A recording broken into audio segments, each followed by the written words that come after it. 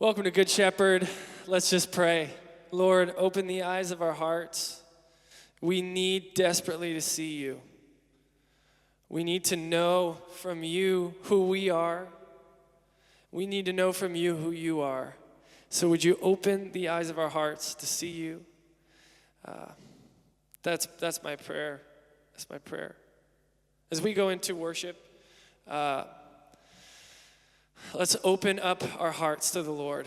Let's just let loose of the distractions that are around us and just come before him. I just thought we'd start with just me and Leah, and we're just going to worship. So let's sing, Open the Eyes of My Heart. Open the eyes of my heart, Lord. Open the eyes of my heart. I want to see you. I want to see you. Open the eyes of my heart, Lord. Open the eyes of my heart. I want to see you. Yeah, I want to see you high, to see you high and lifted up, shining in the light of your glory.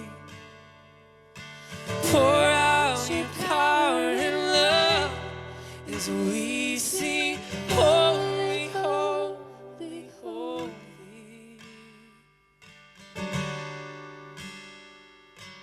Open the eyes of my heart, Lord.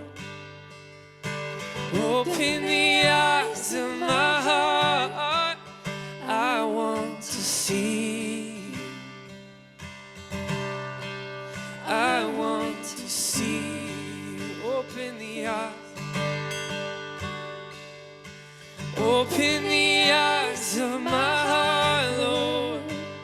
Oh, open the eyes of my heart.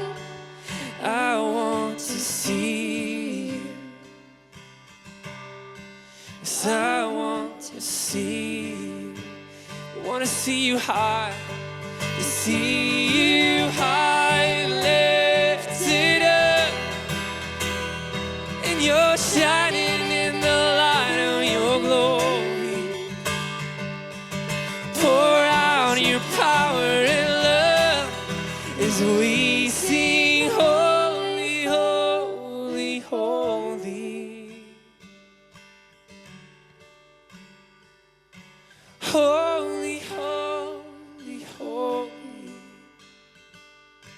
Holy, holy, holy. Holy, holy, holy. I want to see you.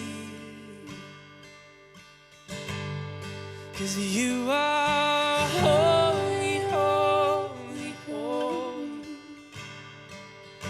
Holy, holy, holy. Holy, holy, holy. I want to see you.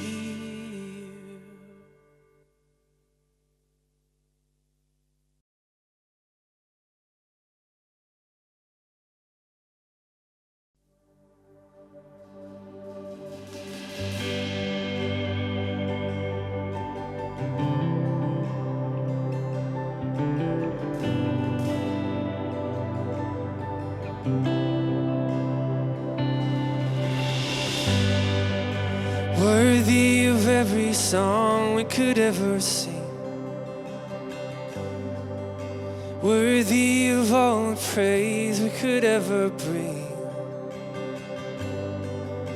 worthy of every breath we could ever breathe.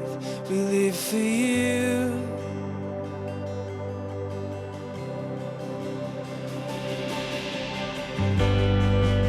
Jesus, the name above every other name. Jesus, the only one who could ever save. Worthy of every breath we could ever breathe. We live for you. Oh, we live for you. Holy, there is no one like you. There is none besides you. Open up my eyes in wonder and show me who you are, and fill me with your heart and lead me in your love to those around me.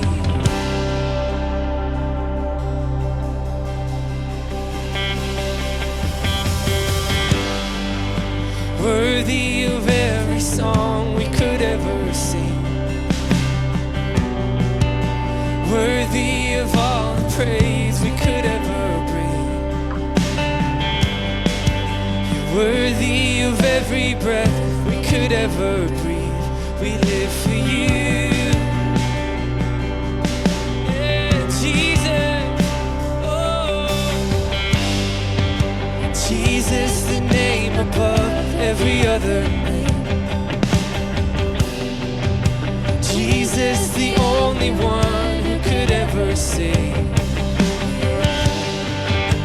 Worthy of every breath we could ever breathe.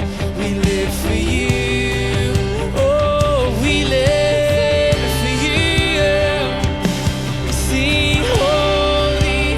There is no one like you. There is none besides you. Open up my eyes and wonder, and show me who you are, and fill me with your heart and lead me in your love.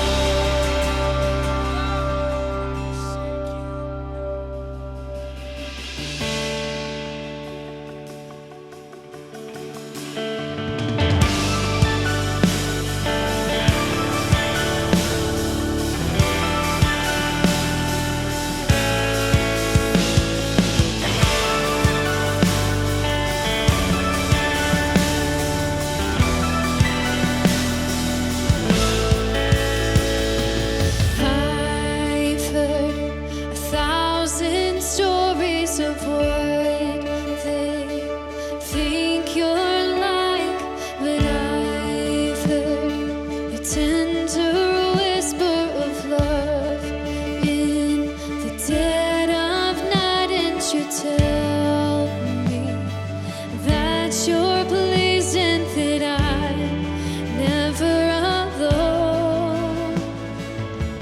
You're a good, good father. It's who you are.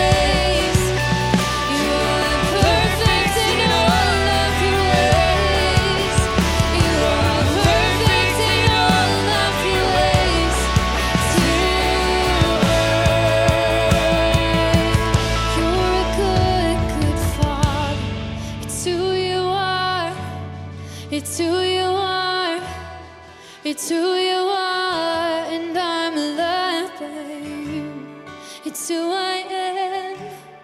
It's who I am. It's who I am.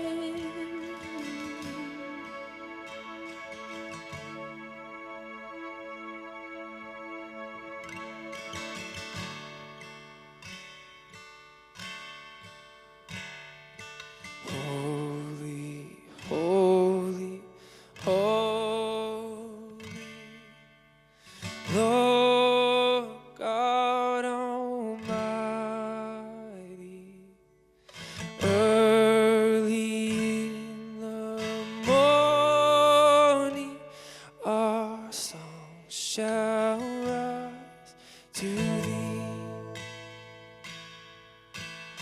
Holy, holy, holy, merciful and mighty, God in three persons, blessed Trinity.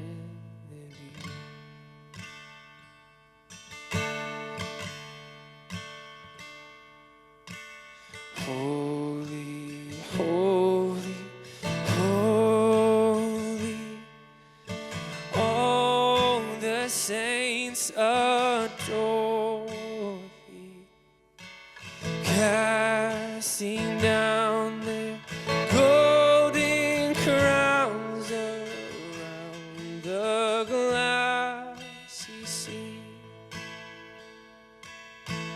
Cherubim and seraphim are falling down before thee, God in three persons, blessed Trinity. God in three persons, blessed Trinity.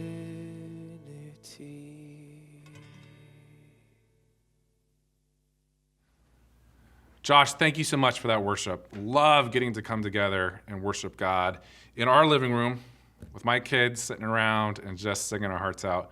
We have a very special service for you today on Mother's Day. Alan is going to just introduce us to 6 amazing women who share their stories about what it means to be a mom and all different types of moms. So really excited for that. Before we jump into that, I wanted to tell you about an amazing opportunity we get to be a part of. As your outreach pastor, I'm always looking for ways that we can come alongside our community, both here and internationally. And next Sunday, May 17th, there is an opportunity. We're going to partner with Portland Rescue Mission, and we're going to do a supply drive. But not just any normal supply drive. There's a link below. It has the list of what they're trying to raise for their different ministries. But our children's ministry is going to get involved also. They're going to come and they're going to set up kind of like a reverse parade. So instead of having floats that move through the street, they're going to create floats that stay. We're going to come in our cars. Pastors are going to unload and get your donations and put them into the Portland Rescue Mission van. And then you guys are going to drive through campus saying hi to all our kids and their cool displays. And it's going to just be a celebration of Good Shepherd coming together to really serve our community and to reach out in Jesus' name. Hope to see you all next Sunday, May 17th, 1 to 3 p.m. And now, Alan, why don't you talk to us about Mother's Day? Well, we're thrilled that you've joined us on this special weekend, Mother's Day weekend.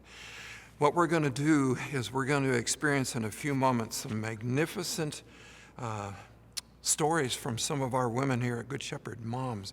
A mom who lost her son 5 years ago, a single mom, a woman who's never been married but pours into the lives of others' mom, a grandmom with preemie twins, a mom who has their own child and then 2 foster adopt children, and then a mom who has a severely, she's an at-risk health daughter.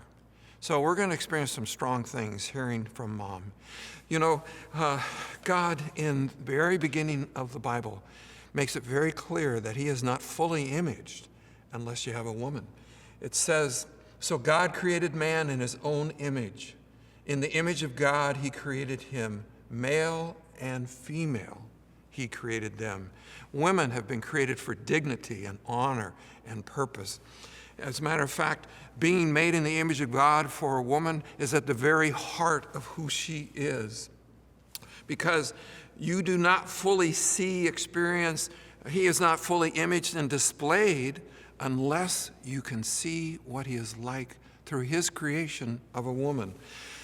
Sally Lloyd-Jones, in her magnificent book, The Jesus Storybook Bible, describes Hesed love, Old Testament word for love, and agape love, New Testament word for love, in this way, speaking of the Lord, that his wonderful love is a never stopping, never giving up, unbreaking, always and forever love. Sounds like a description of a mom, doesn't it? Never stopping, never giving up, unbreaking, always and forever love. One woman put it beautifully. She says, to become a mom is to choose to have your heart beat outside your body for the rest of your life, just like him. And you know, some of the women watching this weekend and the subsequent watching of this Mother's Day weekend, we have some new moms who aren't getting much sleep. We have some young moms and soon-to-be moms. We have some ladies longing to be moms. We have some want-to-be moms who struggle with conception, and they know all the challenges and the discouragement and weariness that goes with that process. We've got proud moms, grandmoms, teenagers in the home moms. They're not sleeping a lot either. Single moms with indescribable, never-ending challenges to feed and nurture and educate and care for their precious children.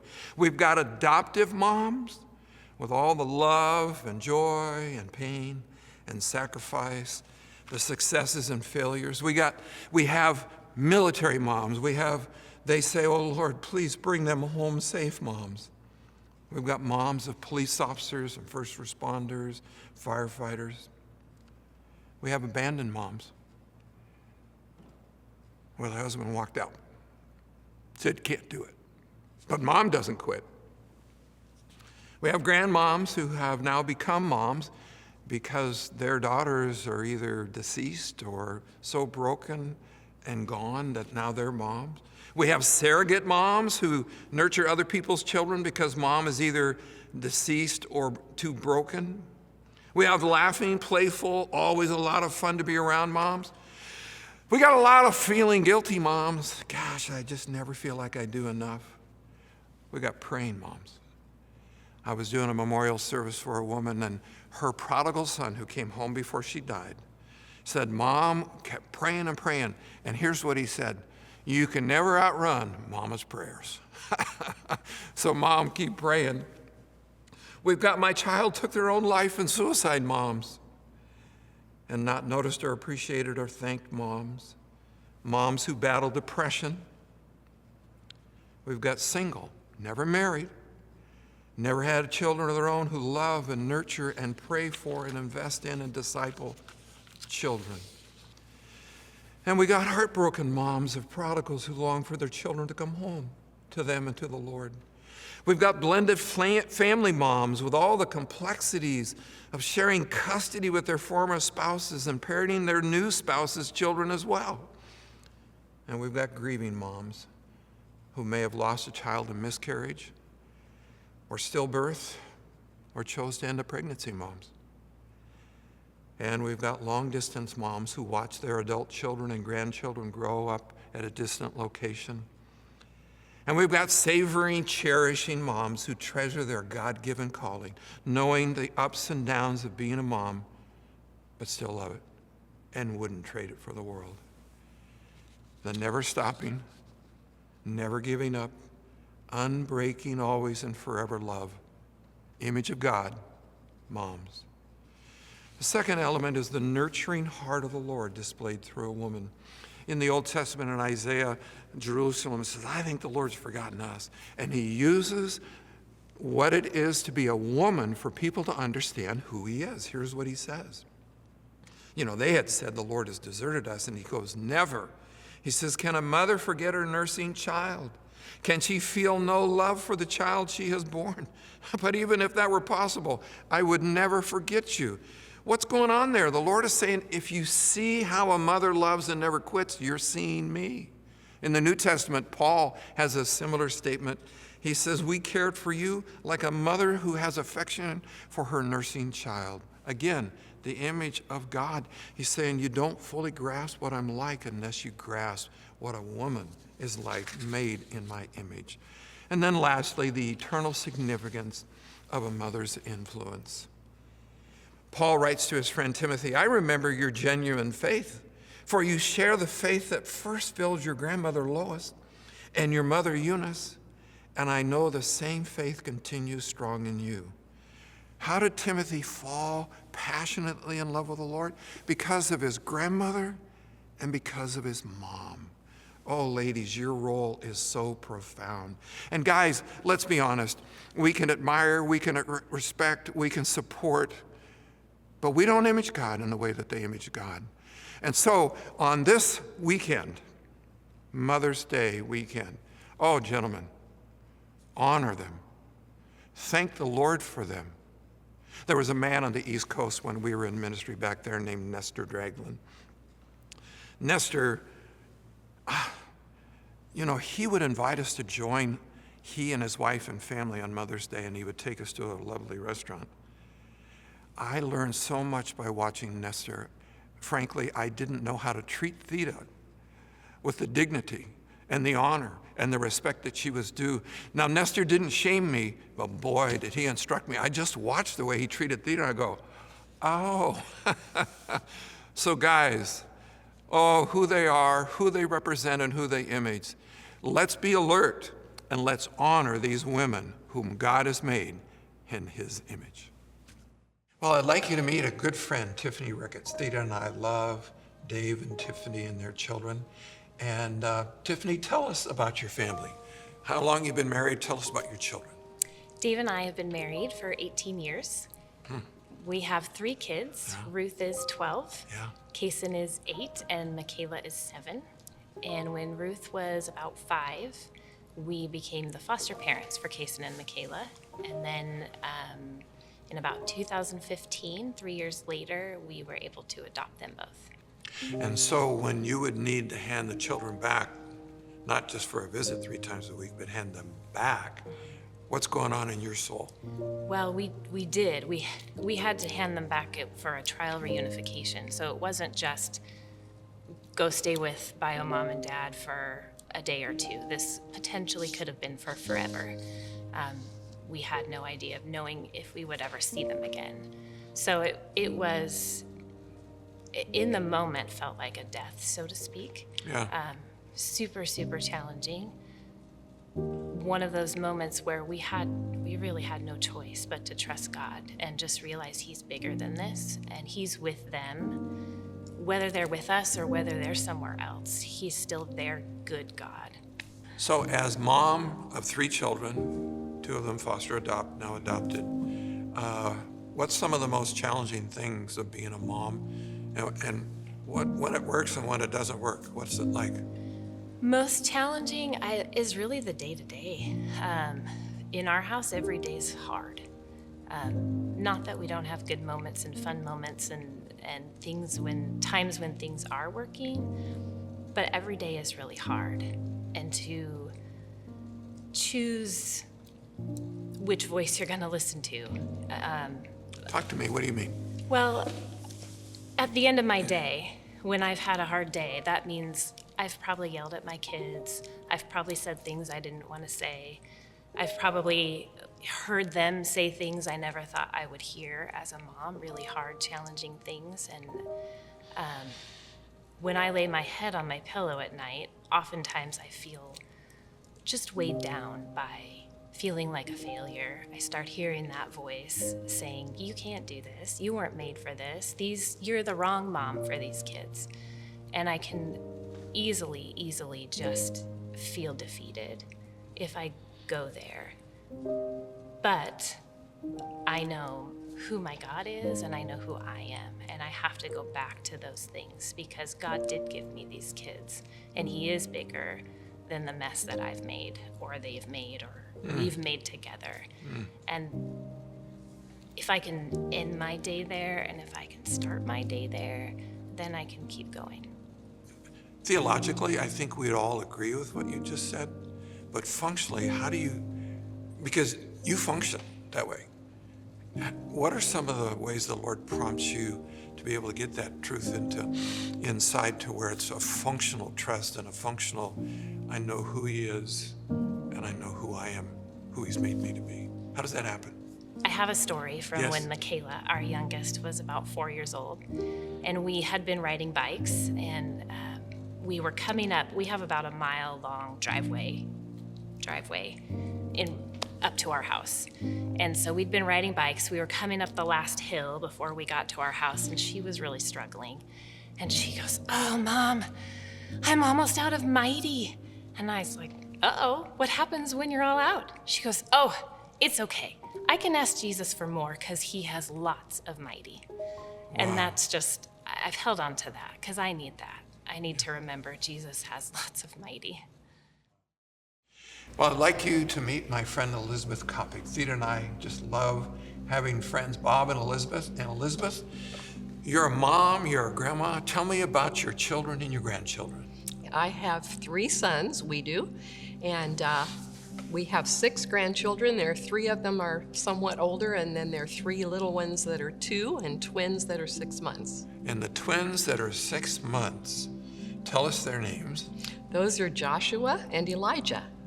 I just remember, Elizabeth, when you said, not only is it just an exquisite pleasure as a mom and a grandma to hold these precious souls, but speak to us about, you're saying that they need to be held, and why? Could you tell us? I always held our children a lot, and I feel like we all need to be held. And children, infants, especially those new little preemies, really need to be held, and Reuben loves to be held. I feel like it's a God thing too. I mean, I think God holds us really in His arms. Yes. Wow. Almost every mom, particularly young moms, speak about kind of mom guilt. Yes. It's similar to what you were saying a moment ago of not being enough.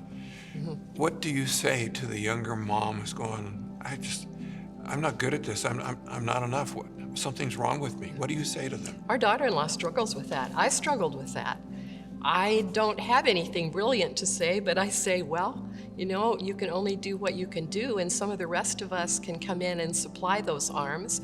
Bob and I supplied a lot of arms for the little ones and for Reuben when we were not socially isolated. Yeah. Yeah. And in the conversation that you and I have enjoyed at another time is concerning the young moms.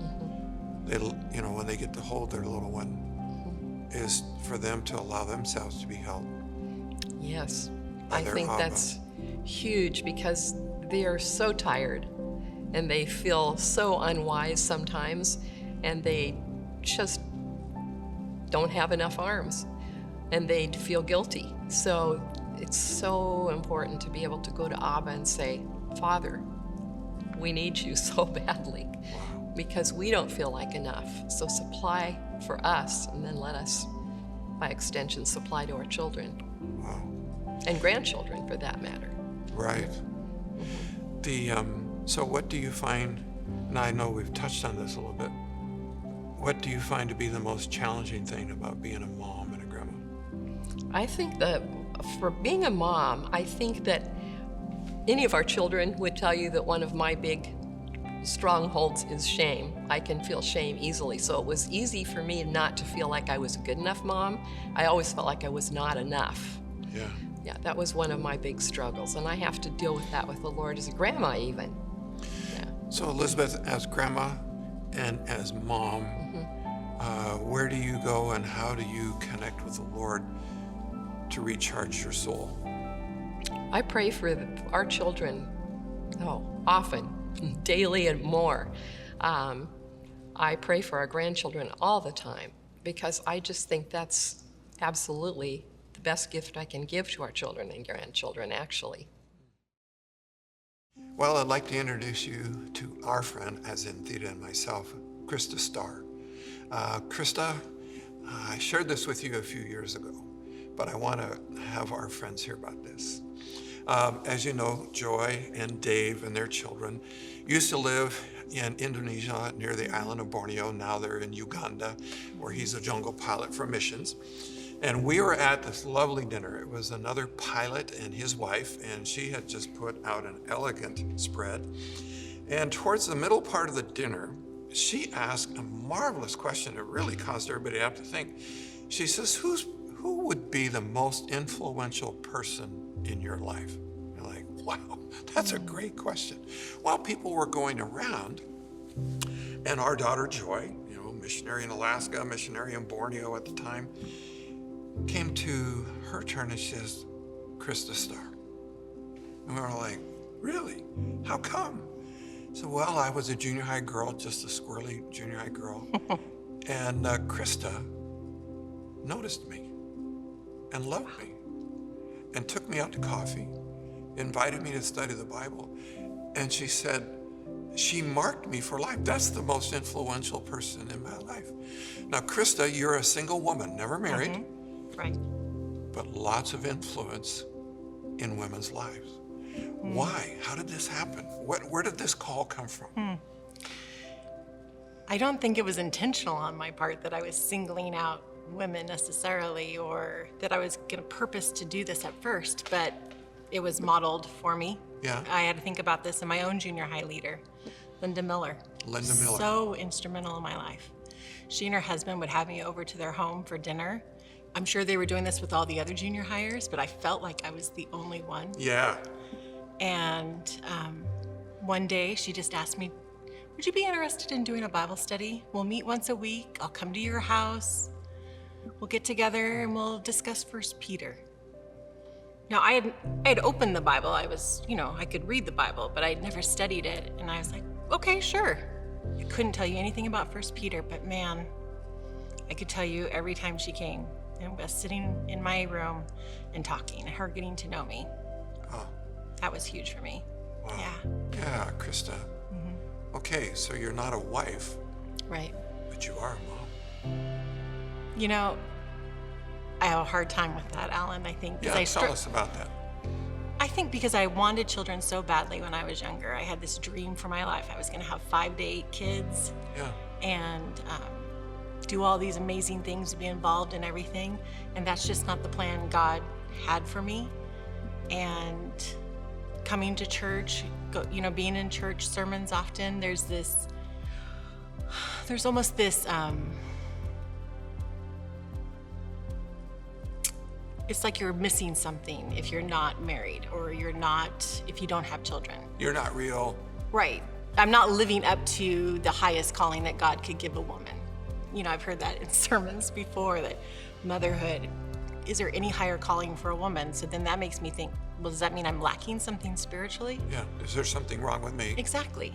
And God and I had to work on that for quite some time. And got to the point where no, there's not. You are exactly who I've made you to be, with a purpose exactly designed for you and for the people in your life. Wow. So it's like the Apostle Paul.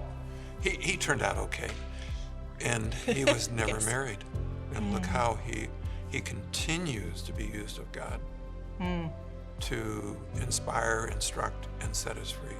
Yeah. Do you have a word of encouragement or wisdom or hope for maybe some other single women who are made in the image of God to pour into people's lives, to cause them to go ahead and start to embrace the hope that's there? I think if you're single for a season or for the rest of your life, know that God is pursuing you. Know that God has a plan and you are deeply loved exactly where you are, exactly who you are. And then live it out loud. And that means pouring into others. Find your niche. It may not be with children, it may be in another area, but it will definitely be another person, I think. Another person will be impacted. Well, today I'd like to introduce my friend Jessie Tatro. Jessie and her family have unique challenges, and it's going to be wonderful to hear from her. Jessie, tell us about your family. So I have a wonderful husband, amazing, loving husband, supportive all these years with me, and if I didn't have him, I wouldn't be here. And that's Darren. That's Darren. And I have Andrew's my oldest, Okay. and he is 19. All right. He is out of the house in his own apartment. He is an outdoors man. He loves that, loves to get his hands dirty. Love that about him. And he loves Mandy. He loves hugging and kisses on Mandy. That's kind of their special little bond. And she And just, Mandy is your youngest, yes, who has very acute special health concerns. yes. Okay. Yes. And then I have Micah, who is 17. Okay. He is he loves fitness, and he is the sportsman, loves that kind of thing. Yeah.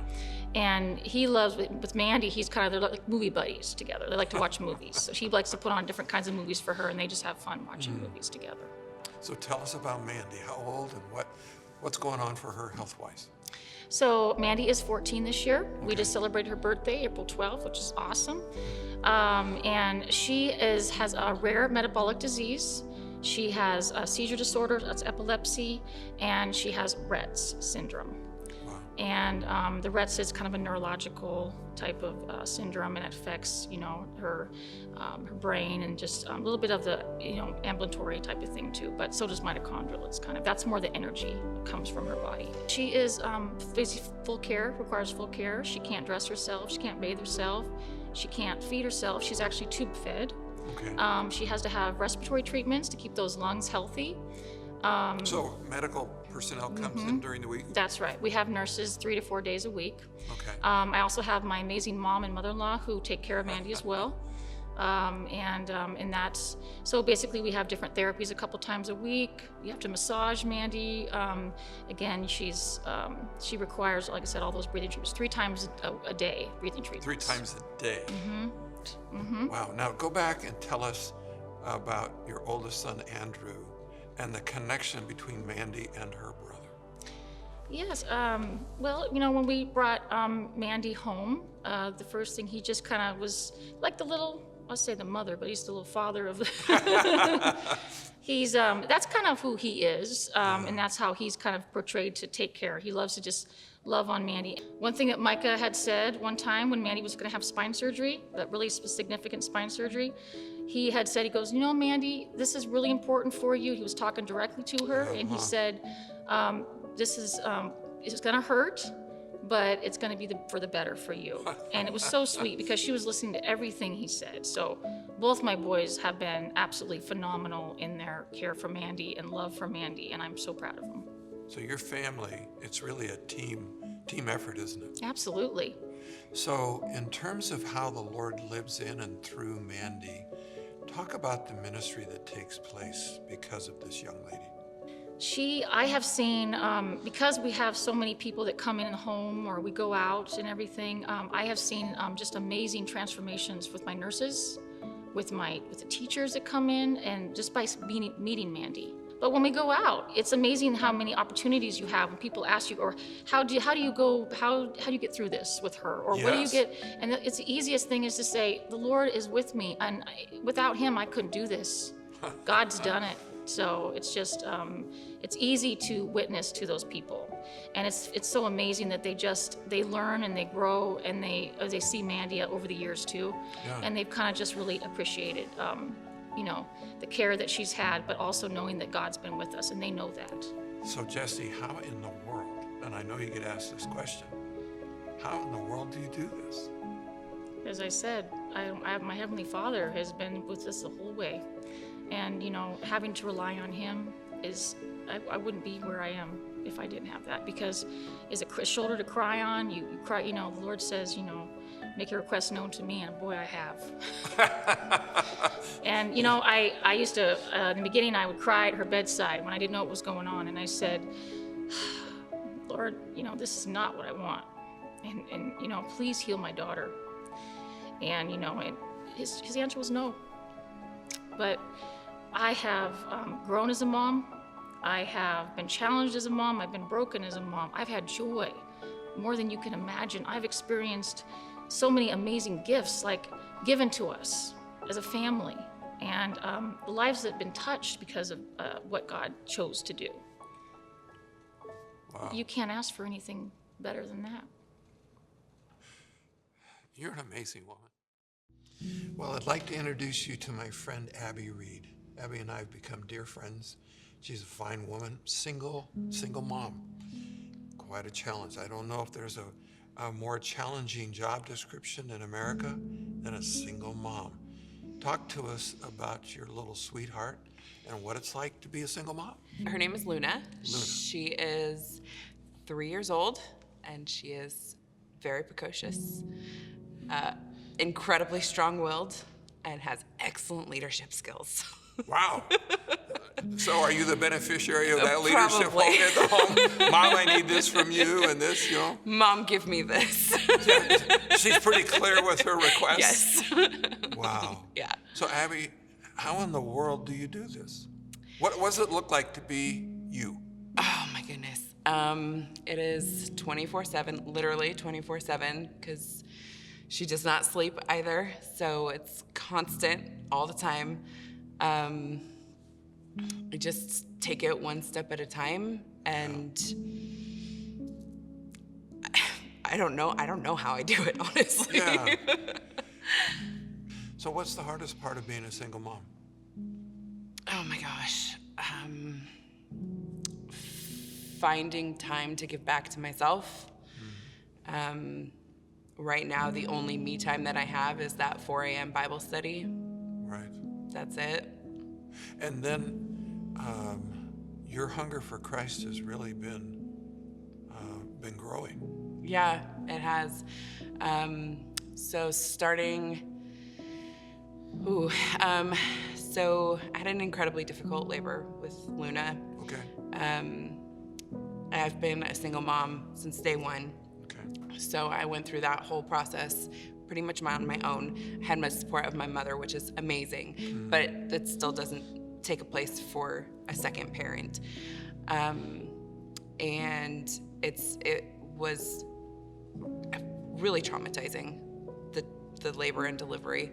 And I think that I probably had some postpartum depression. I don't think it wasn't diagnosed, but I don't think I was truly honest with how dark it was. Yeah. It was like being thrown down into a really deep well. And it was like treading water, just trying to tread water and keep my head above water and keep Luna's head above water. And all I could see was just a tiny, tiny little light at the top of this well. And then when my dear friend Brittany invited me to come to Mom, it was like somebody had thrown a rope ladder down this well. And even though it wasn't a lot, it was something, and I was able to just cling to that. And from being here once a month at Mom, I just felt called every time I was here to come back and to come to services. And I'm not gonna lie, I totally was like, no, God, I'm not doing that, because I live really far away and I'm not driving all the way here every Sunday when it's like one of the only days I have to sleep in. It's not gonna happen. Yeah. But one of the moms suggested that I come just for a little bit of extra me time, because the family center is so incredible, and they're able to take her. It's an hour and a half me time without my child, where I can just be with the Lord and be with people who are feeding into me. And it's been an amazing adventure. I've been able to come back to life a lot. Like, I still don't feel like I'm there all the way, but I've been able to come back to life a lot by being able to just come on Sundays, put her there, go into the worship center, and just be present. Wow. Yeah. And what's your favorite part of getting to be a mom? Oh my gosh.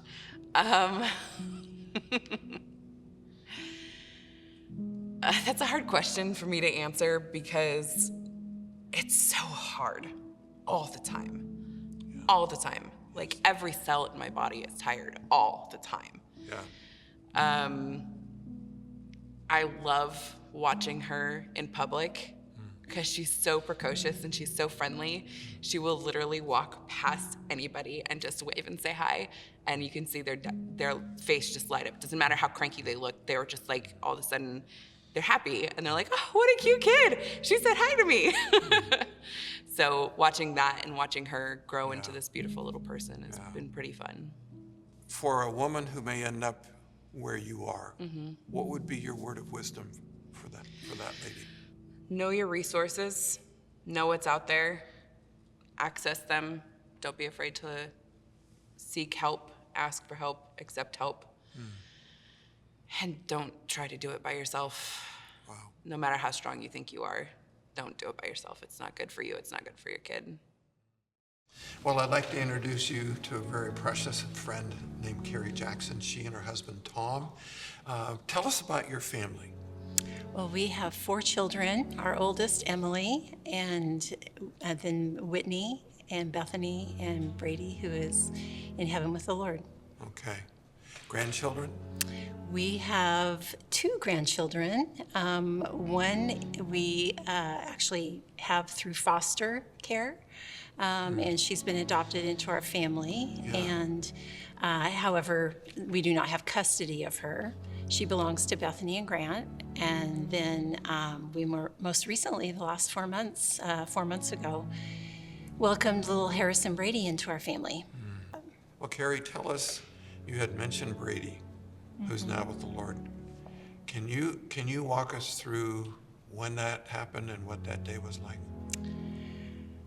It was April 15th, 2015, and we had gotten up fairly early that day to get ready for our tax appointment. And so therefore, April 15th It's an appropriate can be day. a good or bad day, no matter how you look at it. But we'd gotten up, we were getting ready to go for that, and Brady was living at home at the time, and we noticed that his truck wasn't there, and he was supposed to work one of his second and third jobs that day, and so we thought it was a little unusual. Throughout the morning, I was texting him periodically to just see, how he was, where he was, and just check in. And I didn't hear back. And then I started conversing with Bethany, and she was telling me that no, she hadn't heard either. And she proceeded then to, once we were at our doctor's appointment and getting ready to head to the Pearl for coffee, she reached out to me and said, "Hey, Mom, where are you?" And I told her, and she said, just about that time, actually, Tom dropped me off to make a return at Anthropology for a wedding gift or something that I needed to return. And then he was circling around the block, and in that short period of time, he got a text from some friends of ours. They were actually in our wedding, so very dear friends, and said, "We are so sorry about your tragic news. We are praying for you." And when I got back in the car, Tom looked distressed, and he handed me the phone and said, look at this. And so we pulled over, called our friends. They had to tell us that, yes, they had heard the news. Brady had been traveling home the night before, and there had been hail on the roads, and he was traveling way too fast, and the car lost control and hit a tree, and the assumption is that he probably died instantaneously. And so your family's together, but then more family arrived. Was it that night? Whitney and Jonathan were supposed to come in from Wales. They'd been there on a 6-month stay for Jonathan's work, and Brady was supposed to pick them up that evening, and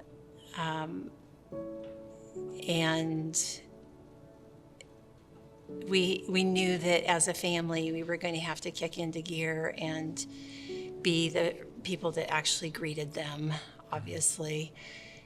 And unfortunately, Whitney had seen something in between her layover between Wales and her layover in Chicago, that something had happened to one of Brady's mutual friends, where he had posted that a tragic accident. I just lost a dear friend today, and it caused Whitney to look further into that, and she checked the news and she saw Brady's truck.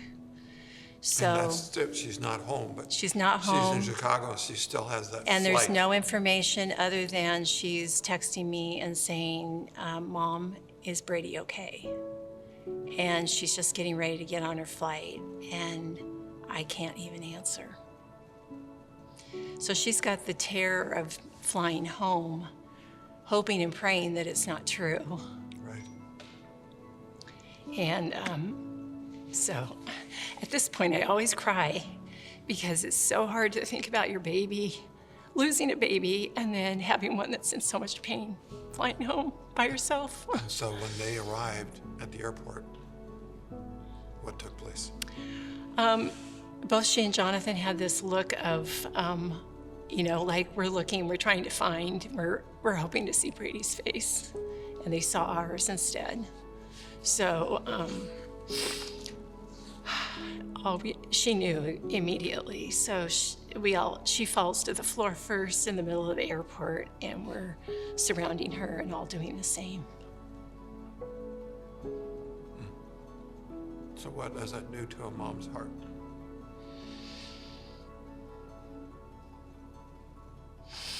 Sorry. It starts fracturing in a million pieces and beyond. You never think it will be you. And you can't fix it. You can't fix it. And you'd do anything. I would do anything. Anything. Yep. So it's a journey you didn't sign up for and definitely don't want to be on. Mm-hmm. What would be your word of wisdom, counsel, encouragement to other moms who find themselves in this place? I just have a little letter that I wanted to read to moms that Please do. either have lost recently, lost years ago, and some of this can even apply to women that have lost in other ways, because there's a lot of loss that goes on out there. Mm-hmm. And it can be a marriage, it can be anything. Yes. And so maybe something in this resonates. Please do. Dear friend, you can breathe again. You can walk again, and you can even dance again. Walk through your grief and not around it. Let God heal your broken heart 1 minute, hour, day, and year at a time. Keep your child's memory alive in ways that honors them. Let Jesus bind up all those wounds of regret, the if-onlys, and let the joy of having known, having had, the gift of once having wash over your soul. Sing, write, draw, and pray, and read his word as forms of gratitude, an offering to the one who is the giver of every good thing. Don't let anger and bitterness win. They only destroy your ability to truly see what God can do in and through our grief. Your baby, whether grown or young, when taken, will always be a part of you. The pain will never pass away, but it can be redeemed for something of beauty if we let it. Press into what God is saying to you today. Listen, observe, breathe in, breathe out. Put your hands to gifts of service and walk boldly through doors you never thought you'd have opportunity to walk through. Know that because of the resurrection, we have hope, the hope of heaven that awaits. Dear moms, be steadfast, immovable, always abounding in the work of the Lord, knowing that your toil is not in vain. 1 Corinthians 15:58. We will see the fruit of our labor and the result of persevering through trials. While we are part of a club no one wants to be a part of, I know deep in my soul, he offers purpose to redeem what was lost for his glory. Love, your sister who understands. So I would just want any woman out there who's in a place of pain to understand that this does not define your future. And hang on and wait and be patient. Wow. So you like being a mom? I love it. I loved it from the very beginning. It was my calling. Wow. Was that the never stopping, never giving up, unbreaking, always and forever love? We can see his image in these lovely, sacrificial, I won't quit moms. Happy Mother's Day. We really respect you.